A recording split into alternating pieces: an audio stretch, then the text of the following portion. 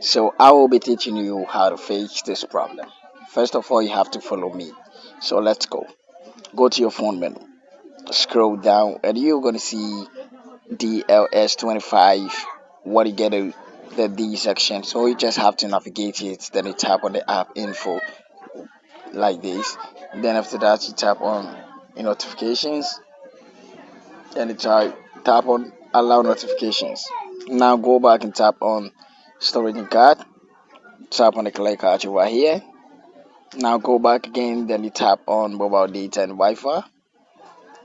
Turn the background data on.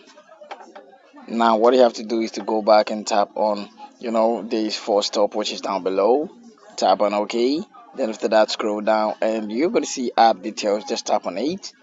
And what you have to do when you get over here is to tap on update. When you see update in the below section over here, when you see something like play, don't tap on it because you already have the latest update.